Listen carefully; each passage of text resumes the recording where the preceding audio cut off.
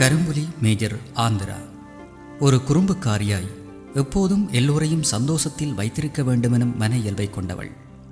ஆனால் மாறாக அவளது வீட்டு வாழ்வு மிக துயரமானது. தந்தையின் இறப்பு, நோயிற்றிருந்த தாய், சோகம் அப்பியிருந்த வீட்டுச் சூழல் என அவளது இயல்பு வாழ்வு இடர் நிறைந்தது. அந்த காலப்பகுதியில்தான் சிங்களம் செய்த ஆபரேஷன் யாழ்தவி நடவடிக்கையின் கொடூரத்தில் இவர்களது ஊரும் குடும்பமும் இடப்பெயர்வை சந்திக்கிறது. இந்த நிகழ்வு இவளது மனதில் ஆழப்பதிந்தது. அதன் விளைவாய் 1993 ஆண்டு தன்னை ஒரு போராளியாக மாற்றிக்கொள்கிறாள். அப்போது இவளின் ஆரம்ப பயிற்சி கூட தொடங்கவில்லை. அப்போதே தான் கரும்புலியாக போக வேண்டும் எனும் வேண்டுகோளை விடுத்தவள்.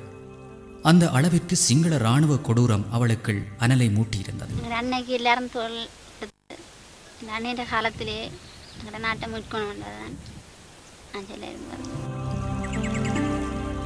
அடிப்படை பயிற்சியை முடித்து சிறுத்தை படைக்கு சென்றாள். அங்கும் சிறப்பு பயிற்சியும் வெடிமருந்து பயிற்சியும் பெற்றுக்கொண்டாள். பின்னர் முல்லைத்தீவில் சண்டை ஒன்றில் பங்கேற்றாள். சண்டை களங்களை இடையிடையே சந்தித்த போதும் இயல்பாகவே அழகியல் எண்ணம் நிரம்ப பெற்றவள்.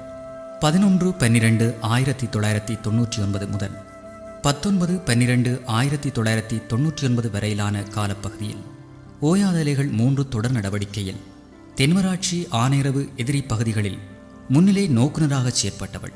அதன் விளைவாய் எமது பின்னணி சூட்டாதரவில் எதிரிக்கு ஆட்லரி ஆளணி மற்றும் படைவள இழப்புகள் ஏற்பட்டிருந்தன.